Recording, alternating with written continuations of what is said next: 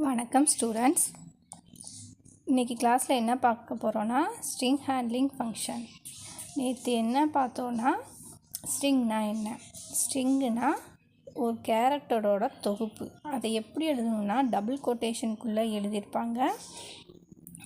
இந்த ஸ்ட்ரிங்குக்குன்னு தனியாக data types கிடையாது, அது அரே மூலமாக தான் கொடுப்பாங்க. அதுக்கு என்ன டேட்டா டைப் யூஸ் பண்ணுவாங்கன்னா கேர்ன்ற டேட்டா டைப் வந்து யூஸ் பண்ணுவாங்க. சரிங்களா? அது மட்டும் இல்லாமல் ஸ்ட்ரிங்குக்கு கடைசி எழுத்து நல்லாக இருக்க வேண்டும். ஒரு வேர்டு நம்ம கொடுக்குறோன்னா அது 10 எழுத்து இருந்தால் 11வது ஒரு நல் ஸ்ட்ரிங்ன்றது இருக்கணும். சரிங்களா? அப்படி இருந்தால் தான் அந்த ஸ்ட்ரிங்கு. நீங்கள் 10 எழுத்து கொடுத்துட்டு அந்த ஸ்பேஸும் 10 எழுத்து இருந்ததுன்னா நம்மளுக்கு 9 எழுத்து தான் எடுத்துக்கோன்றதை சொன்னோம். சரிங்களா? அதை எப்படி டிக்ளேர் பண்ணலான்றதை அடுத்து பார்த்தோம். கேர் வேரியபிள் நேம் ஸ்கொயர் ப்ராக்கெட்டுக்குள்ளே சைஸ். இந்த கேர்ன்றது என்னது டேட்டா டைப், அரே நேம்ன்றது என்னது வேலிட் சி வேரியபிள், சைஸுன்றது கேரக்டரின் எண்ணிக்கை. அதோட எக்ஸாம்பிள் எப்படி எழுதுவோம்? கேர் சிட்டி ஸ்கொயர் ப்ராக்கெட்டுக்குள்ளே 10. அதுதான் சொன்னேன். இப்போ 10 இருந்தால் 10 எழுத்து மட்டும் நீங்கள் கொடுக்கக்கூடாது, 9 எழுத்து மட்டும்தான் எடுத்துக்கும். சரிங்களா? அப்போ அதுக்கேற்ற மாதிரி தான் நம்ம உள்ளக்க இருக்கிற கேரக்டரோட எண்ணிக்கையை வந்து சைஸ் வந்து கொடுக்கணும். சரியா? அதே மாதிரி இன்சியலைசேஷன். சரிங்களா? இன்சியலைஸ் எப்படி பண்ணுறது? நம்ம வந்து அந்த வேரியபிள் நேமை டிக்ளேர் பண்ணும்போதே அதுக்கு தொடக்க மதிப்பு கொடுக்கணும். அதை எப்படி சின்டாக்ஸில் எழுதுவாங்கன்னா ஸ்டாட்டிக்னா என்ன சொன்னோம்? நிலையாக இருக்கிறது. கேர் வேரியபிள் நேம் ஸ்கொயர் ப்ராக்கெட்டுக்குள்ளே சைஸ் ஈக்குவல் டு ஸ்ட்ரிங்குன்றதை கொடுக்க போகிறோம். இப்போ அதில் எக்ஸாம்பிள் என்ன இருக்கும்? ஸ்டாட்டிக் கேர் சிட்டி ஸ்கொயர் ப்ராக்கெட்டுக்குள்ளே 20 ஈக்குவல் டு அருப்புக்கோட்டைன்னு கொடுத்தா அருப்புக்கோட்டை எத்தனை எழுத்தில் இருக்குது? 11 எழுத்தில் இருக்குது. அப்போ அது 10ன்னு கொடுத்தா முடியாது. அப்போ அதுக்கேற்ற மாதிரி நம்ம அந்த சைஸை வந்து கூட்டிக்கலாம். அவ்வளோதான். இது வந்து நம்ம எப்படி வந்து ஸ்ட்ரிங்குனா என்ன, அதை எப்படி டிக்ளேர் பண்ணுறதுன்றதை பார்த்துட்டோம். ஸ்ட்ரிங் ஹேண்ட்லிங் ஃபங்க்ஷன்னா என்ன அர்த்தம்னா இன்றைக்கி பார்க்க போகிற டாபிக் வந்து ஸ்ட்ரிங்குக்கு எப்படிலாம் யூஸ் பண்ணலாம், என்னென்ன ஃபங்க்ஷன்லாம் யூஸ் பண்ணலாம் அப்படின்றத பார்க்க போகிறோம். ஸ்ட்ரிங்கில் என்னென்ன ஃபங்க்ஷன் இருக்குது? ஸ்ட்ரிங்குனா என்னது? செட் ஆஃப் கேரக்டர்ஸ் தான் ஸ்ட்ரிங்குன்றத சொல்ல போகிறோம். அப்போ அதில் என்னென்ன ஃபங்க்ஷன் யூஸ் பண்ணலான்றதை பார்க்க போகிறோம்.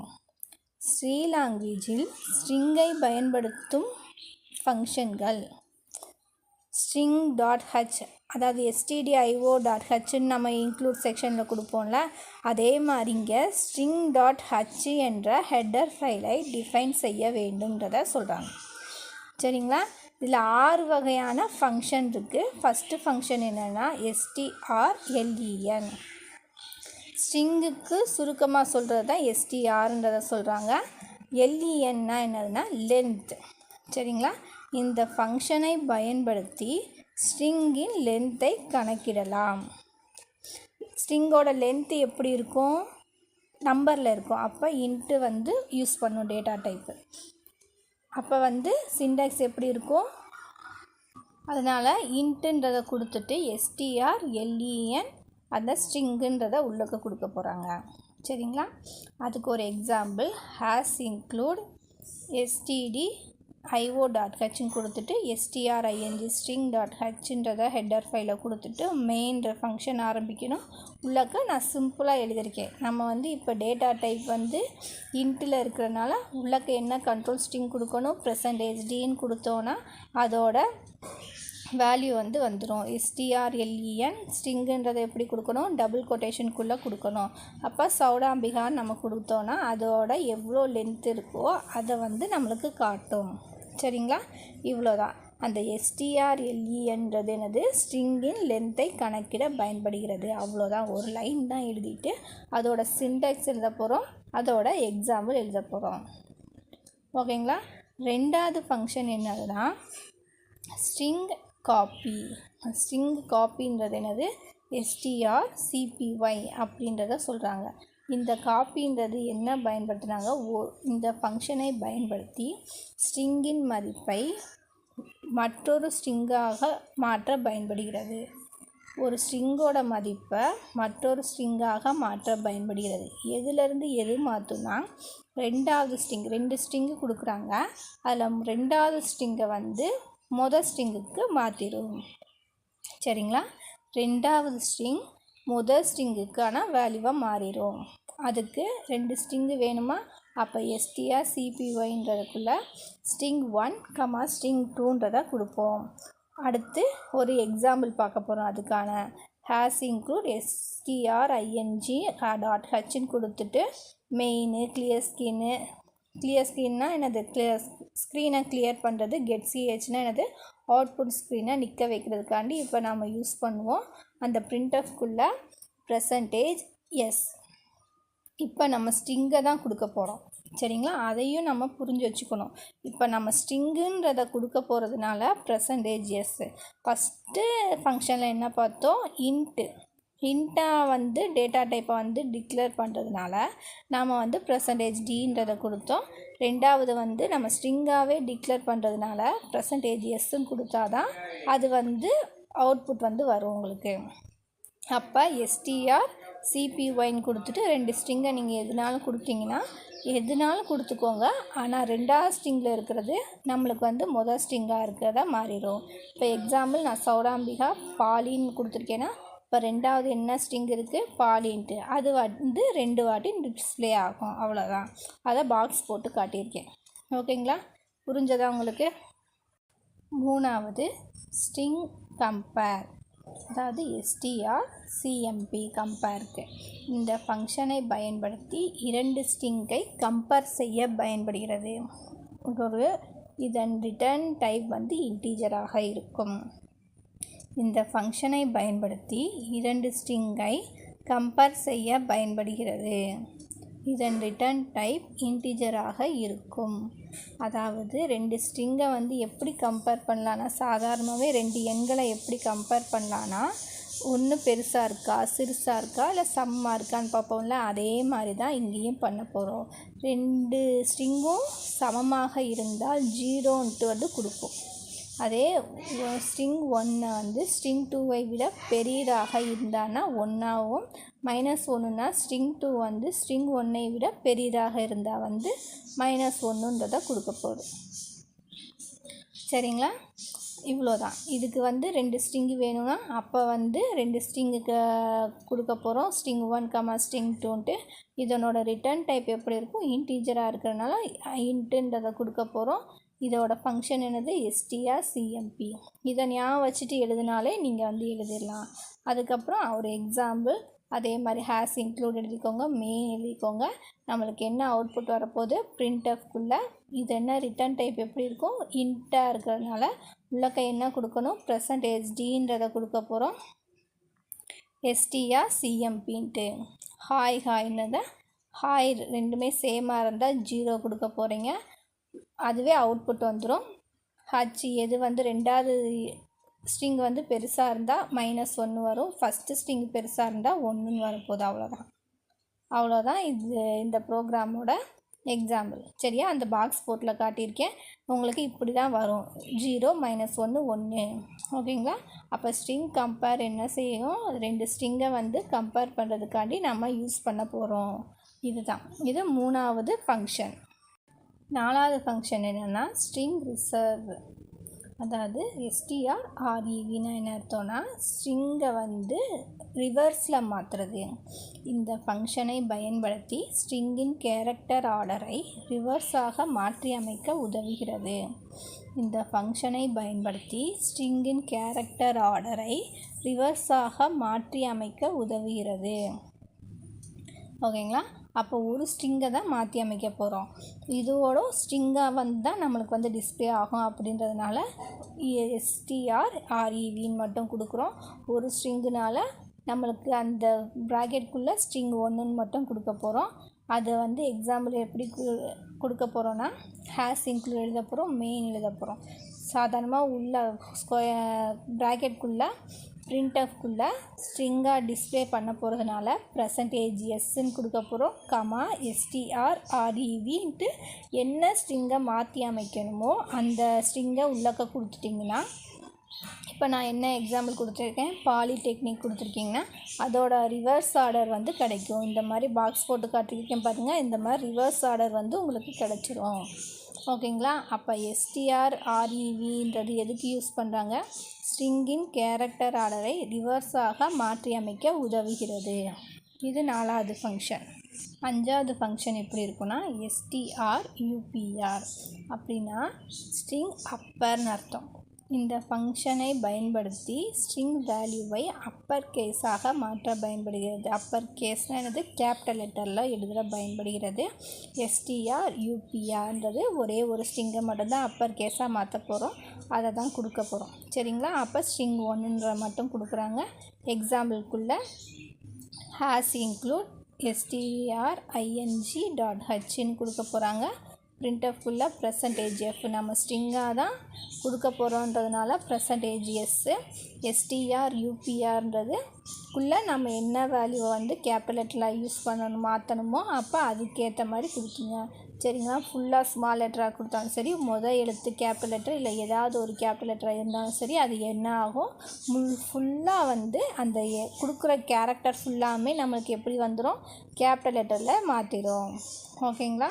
இப்போ இந்த ஃபங்க்ஷனை பயன்படுத்தி ஸ்ட்ரிங் வேல்யூவை அப்பர் கேஸாக மாற்ற பயன்படுகிறது. இது 5வது ஸ்ட்ரிங். 6வது STRLWR. இந்த ஃபங்க்ஷனை பயன்படுத்தி ஸ்ட்ரிங் வேல்யூவை லோயர் கேஸாக மாற்ற பயன்படுகிறது. இதுக்கு முன்னாடி ஃபங்க்ஷனில் நம்ம அப்பர் கேஸாக மாற்றோமா, இங்கே வந்து லோயர் கேஸாக அதாவது ஸ்மால் லெட்டராக மாற்ற போகிறோம். சரிங்களா? அப்போ இதில் என்ன செய்ய போகிறோம்? STRLWRன்றதை யூஸ் பண்ணிவிட்டு க்ளோஸ் ப்ராக்கெட்டுக்குள்ளே அதாவது ஸ்ட்ரிங் 1ன்றதை கொடுக்க போகிறோம். என்ன ஸ்ட்ரிங்குக்கு வந்து நம்ம லோயர் கேஸாக மாற்ற போகிறோமோ அதை வந்து கொடுக்க போகிறோம். ஃபஸ்ட்டு அதே மாதிரி has include string.hன்னு கொடுக்க போகிறோம். அடுத்து மெயின் ஃபங்க்ஷன் ஆரம்பிக்க போகிறோம். கிளியர் ஸ்கின்னு getChன்றது சாதாரணமாக யூஸ் பண்ணுற ஃபங்க்ஷனு. அதுக்கு நடுவில் எப்படி இருக்க போது? printfக்குள்ளே நம்மளுக்கு ஸ்ட்ரிங்காக வேணுன்றதுனால %sன்றதை கொடுப்போம். அது வந்து STRLWRன்றதுக்கு வந்து பாலிடெக்னிக்ன்றது கேபிட்டல் லெட்டரில் இருக்கிறது வந்து ஃபுல்லாமே ஸ்மால் லெட்டராக மாறிடும். சரிங்களா? இப்போ ஏதாவது ஒரு லெட்ரு வந்து கேபிட்டல் லெட்டரை யூஸ் பண்ணியிருந்தாலும் அது ஃபுல்லாமே ஸ்மால் லெட்டராக மாறி நம்மளுக்கு அவுட்புட் வந்து காட்டும். இவ்வளோ தான். இன்றைக்கி என்ன கிளாஸில் பார்த்தோன்னா ஸ்ட்ரிங் ஹேண்ட்லிங் ஃபங்க்ஷன்றதை பார்த்தோம். அதில் 6 ஃபங்க்ஷன் இருக்குது.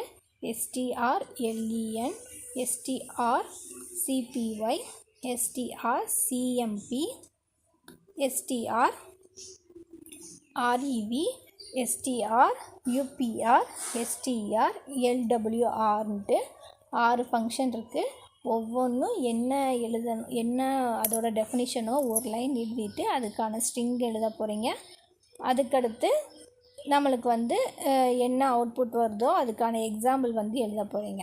இதில் 6 ஃபங்க்ஷன் இருக்குது, அதை ஞாபகம் வச்சுக்கிட்டு அதுக்கு என்ன ஒரு எக்ஸ்ப்ளனேஷன், ஒரு லைனை எக்ஸ்ப்ளனேஷன் கொடுத்திங்கன்னா அதுக்கேற்ற மாதிரி நம்மளுக்கு வந்து சின்டெக்ஸ் வந்து அமைஞ்சிரும். சரிங்களா?